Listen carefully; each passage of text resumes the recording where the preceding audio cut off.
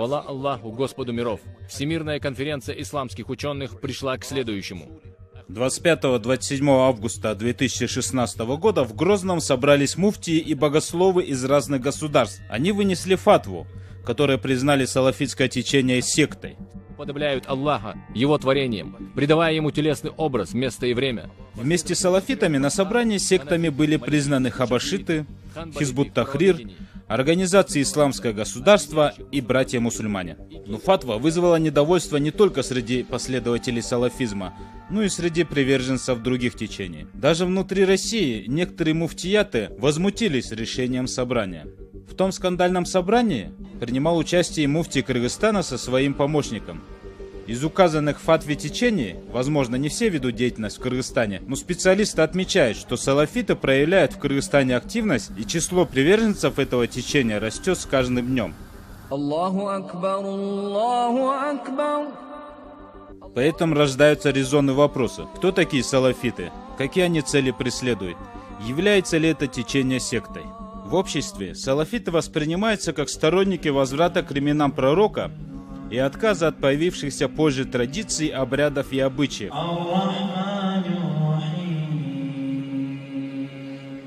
Сами салафиты заявляют, что они придерживаются чистого ислама и являются последователями пророка Мухаммеда и его современников. Несмотря на это, в экспертной среде их считают ваххабитами. Немало специалистов считают салафитскую идеологию радикальной. Для получения ответов на появившиеся вопросы мы обратились в Духовное управление мусульман Кыргызстана. А до 22-го дали вы. До 25-го вы сказали Но получить разъяснение о позиции муфтията по поводу вышесказанной фатвы и салафизме не удалось. Письмо на имя муфтия Максата Аджи Токтамушева не продвинулось дальше его приемной. Ответ на зарегистрированное 28 ноября письмо не пришел до сих пор. Дальше мы обратились в Государственную комиссию по делам религии. Но в ответе на наше письмо, тогда еще глава Госкомиссии Розбек Молдалиев, был краток. Он попросил обратиться за информацией о салафитах в другие компетентные органы.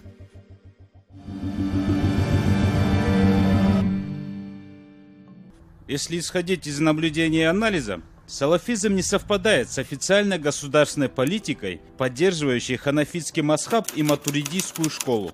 Как известно, государство и муфтият стараются распространять ханафизм и матуридизм, считающиеся наиболее толерантными течениями ислама. Это четко прописано в концепции государственной политики в религиозной сфере. А салафиты, в свою очередь, критикуют официальное признание ханафитского мазхаба и матуридийского учения. Например, известный в обществе как распространитель идей салафизма и находящийся в розыске по подозрению в экстремистских призывах Шамсудин Абдыкалыков называет себя салафитом, придерживающимся ханафизма, и заявляет, что Абу Ханифа был настоящим салафитом. Сизди дин чөйрөсүнө негизинен салафий көз карашты тутунган бир дин адамы катары эсептешет да. Чындыгында эле ошондой. Я изучал историю и не заметил разницы между салафизмом и ханафизмом. Имам Абу Ханифа придерживался течения саляфа ас-салиха. Я приверженец учения Абу Ханифа, придерживавшегося пути саляфа ас-салиха. А указанный в концепции пункт о том, что все должны жить по одному мазхабу, это диктатура. Это противоречит исламу. Почему государство ограничивает свободу, дарованную Аллахом? Государство и муфтият говорят же, что поддерживают матуридизм. Государство не знает, что такое матуридизм. Покажите мне хоть одного государственного чиновника, знающего, что такое матуридизм. Я отрежу свой нос. О матуридизме ничего не знают 85% сотрудников самого муфтията. Что они знают? Они знают традиционную религию, которую когда-то ввели эмиры.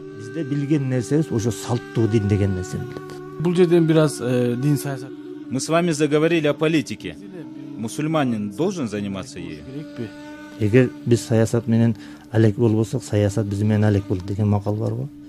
Говорят же, что если ты не займешься политикой, то политика займется тобой. Мы имеем право на выражение своих мыслей по поводу политики. Когда я буду выражать свое мнение об этой концепции, я буду критиковать ее. Кто написал эту концепцию?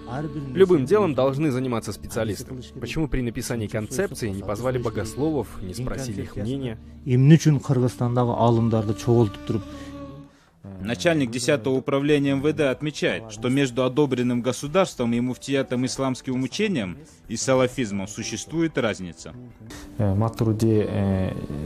Между матуридийским учением, ханафитским асхабом и салафизмом есть много противоречий и несоответствий. Я думаю, что общественность знает о них.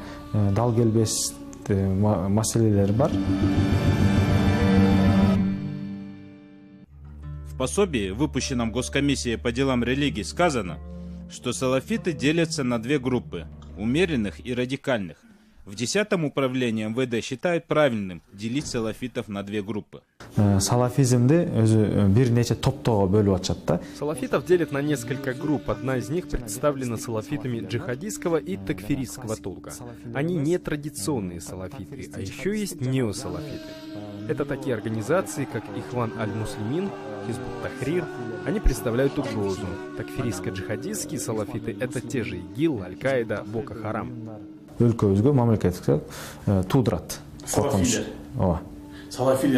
Можно ли говорить, что все салафиты представляют угрозу? Мы избегаем заявления о том, что все салафиты представляют угрозу, потому что мы сотрудничаем с той же Саудовской Аравией, которая официально проповедует салафизм. Поэтому мы не можем говорить, что все. Но у нас запрещены салафиты такфиристского и джихадистского толка, неосалафиты. Они представляют угрозу.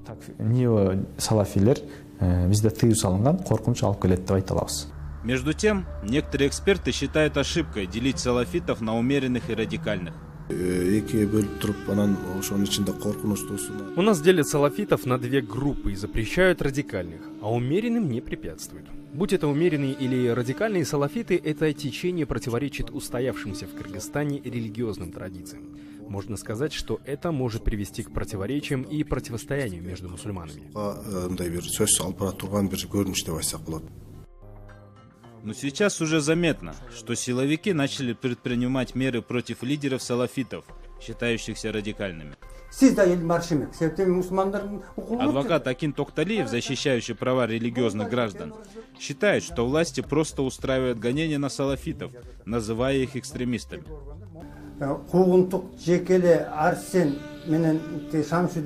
Гонения устраиваются не только на Шамсудина или Арсена. Гонения начались и на Чубака Аджи.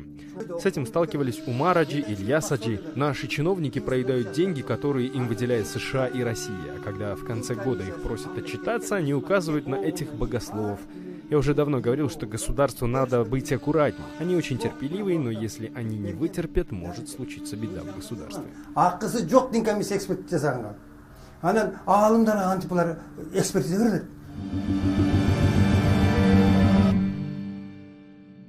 теперь попытаемся ответить на вопрос, как относятся салафиты к политике, государству и власти.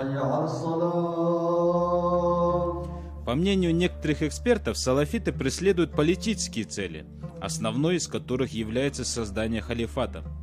Поэтому есть мнение, что в этой части их интересы могут совпасть с целями Хизбут Тахрира и братьями-мусульманами.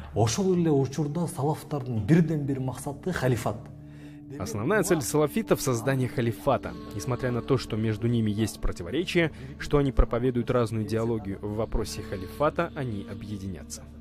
Салафитское течение считается официальным в странах Персидского залива. Как оно распространяется в Кыргызстане? Как предполагают эксперты, условия для распространения салафизма создает открытие в Кыргызстане посольств Саудовской Аравии, Кувейта и Катара.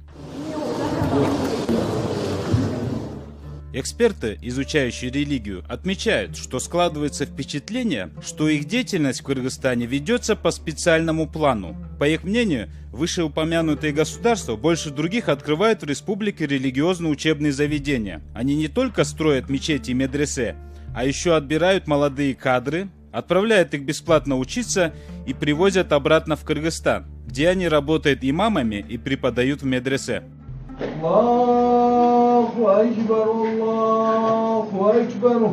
Есть информация, что именно фонды, занимающиеся распространением салафитской идеологии, строят мечети в государственных учреждениях и возят на самолетах депутатов на хадж и умру.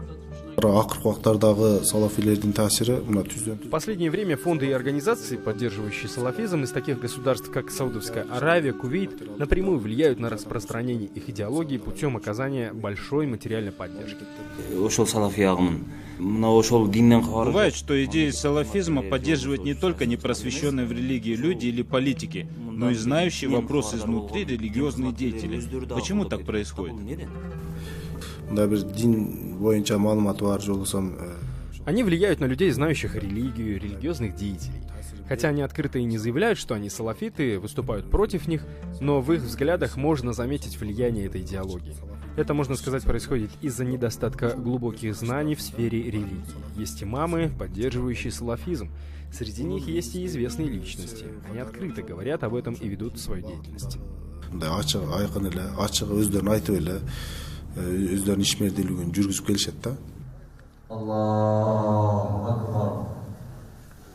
Уважаемый зритель, присоединяться к мнению экспертов, что салафиты опасны или нет, решать вам. Кроме того, вам делать выводы, ведут силовые органы борьбу с экстремизмом или устраивают гонения на последователей нетрадиционного течения ислама. Подводя итог, хотелось бы отметить отсутствие четкой и ясной позиции государства и муфтията по вопросу салафизма.